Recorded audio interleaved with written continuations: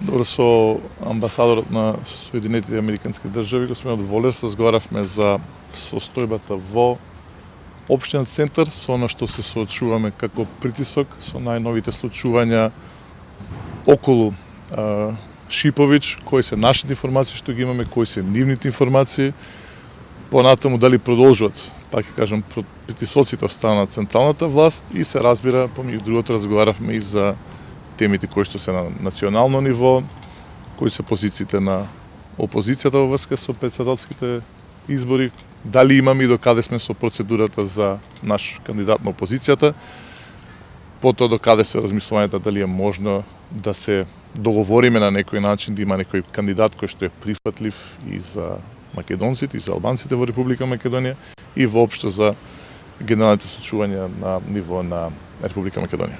Какви се информациите споменате за докаде е состојбата со Шиповиќ? Споменате. Па, он има некои своји информации, се разбира, на ниво на амбасада. Јас соопштив што ние знаеме. Вчера имав нова средба со сопругата на Шиповиќ. Ги разгледуваме сите можности да се брани претседавачот на општинен центар од слобода. Знаете дека тоа значи дека ќе може да присуства и на седници на Советот. Нас ни е тоа многу битно, затоа што ова е исклучително битен период за општинен центар, но најважно од се што ќе биде пратена пораката дека не може во Македонија политиката да биде она која што ќе ги диктира случаите во судовите во Република Македонија. Зборувате за притисоци, какви притисоци? Каковте продолжија притисоците на власта? Има може би некои нови? Јас вчера добив, може да ги сликате, вчера добив 2 прекршочни пријави од Министерството за труд и социјална политика, каде што началникот на општинен центар, врз началникот на општинен центар се покренува прекршочна постапка. Потоа исто така вчера имавме нова инспекција, каде што една седница особено се разгледува од инспекторатот, од сите седници досега што имавте, што ги имавме како општинен центар и верували или не, за чудо или за не, постапката која што се разгледува, односно седницата за која што се разгледува, е она седница каде што ги одбивме 3 детални урбанистички планови. Од сите седници, значи од сите точки што ги гледавме, таа е седницата каде што ВМРО да помене наоѓа забелешка во процедурата. Тука ви кажува кои се мотивите за сите притисоци. На чија иницијатива беше оваа средба со? Не е битно на чија иницијатива, е битно што се тоа регуларни состаноци што ќе продолжат и понатаму. За нас како општина, за мене како градоначалник, многу значи кога еден амбасадор на толку влијателна земја доаѓа во општината или кога представник член на Европскиот парламент, известувач за Македонија, доаѓа во општинен центар. Мислам дека таа порека треба сите да ја разбереме многу јасно и многу гласно. Што ви порача амбасадорот? Кои беа пораките на амбасадорот? Во врска со Шиповиќ, неговите состаноци. Они си имаат своје размислувања, не би можел да ги коментирам, се разбира, можете нив да ги прашате, но битно е што се интересираат за тој случај, што сметат дека треба да функционира правната држава во овој и во сите други случаи, во случајот за Кежаровски, и за тоа зборувавме, затоа што, пак ќе кажам, така ги завршив во првиот дел од излагањето, не треба политиката да биде она што ќе ги диктира пресудите во судовите во нашата земја. Докаде е опозицијата со кандидатот за претседателски кандидат? Јас се бајлев имав средба со господин Заев, неформална средба да кажем, се уште размислуваме кој е тој кандидат што ќе биде прифатлив за опозицијата. Во Исправец размислувавме како треба да биде тој кандидат или како што вие со право во медиумите нарекувате кој е тој фоторобот кој што ќе биде прифатлив. Овој пат ќе кажам за сите граѓани во Република Македонија. Тоа значи без разлика на етничката припадност. Град Скопје големо се подготвува на проектот Каверамски трговач. Интересира дали досега е покрената постапката за добивање градична дозвола?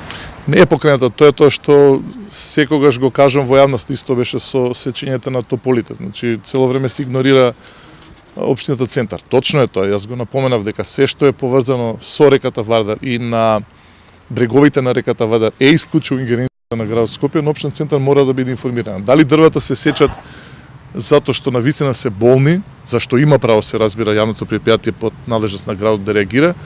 Меѓутоа, кога се сечат дрва само околу галите, мене како граѓанин ми е тоа, па и како граѓанин, крајно сомнително. Но ќе видиме што ќе се случи понатаму. Јас кажав дека ние можне внимателно ќе следиме дали таму навистина како што е ветено ќе има повторно озеленување или нешто сосема друго ќе се случи. Вие во неколку наврати рековте дека панорамското тркало е еден од проектите кој што нема да го дозволите да се реализира.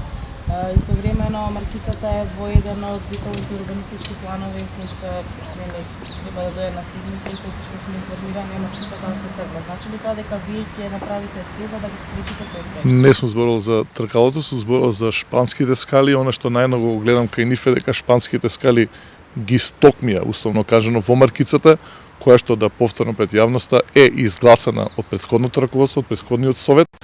Јас затоа го чекам со се срце враќањето на Шипуиш за да можеме докрај да иструкаме процедурата со ставањето вон сила на 4 детални урбанистички планови, а како што гледате нема од оној прес кој што го држав кај Триумфалната капија нема никаква реакција или контрреакција за ставовите што ги кажав за ГТЦ. Значи дека проектот не се во ниту еден случај нема да се стави под знак прашање. Тоа значи дека дали ќе се избрише маркицата? За жал, се она што е претходно променето во деталните урбанистички план, они смеат да го прават. Затоа, тој е основниот мотив зашто ние се бориме да ги турнеме, условно кажам, тие 4 урбанистички планови, односно да ги ставиме вон сила. Господин Жирновски, две прашања ако дозволите. Дали спорот за името помеѓу Македонија и Грција беше разговор на денешната среда меѓу вас и амбасадорот Волерс? Не разговаравме за тоа. И... Не разговаравме за тоа. И како ја оценувате, значи, во последно време зачестија, нели, посетите како и од европските представници, така и од амбасадорот, и се почести се размислувањата дека во Македонија не се правосудните органи не се вршат работата, туку постапуваат политички. Вие како ги оценувате? Се обидов тоа да го кажам претходно, јас имам чувство дека политиката многу влијае во судските процеси, во решенијата кои што се носат.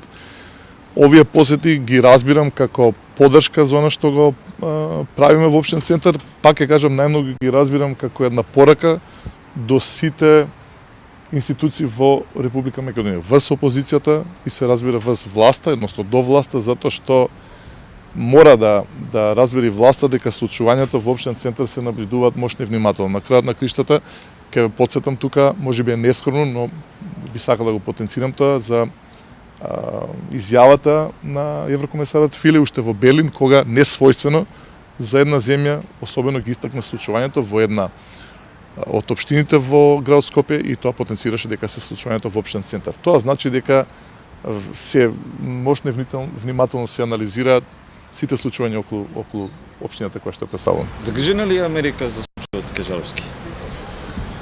Имате ли чувство? Пак велам, ќе мора амбасадорот да го прашат кои се нивните ставови, но со самото тоа што зборуваме на таа тема, со самото тоа што се покренува тоа прашање, моето чувство лично е дека има многу политика во овој случај.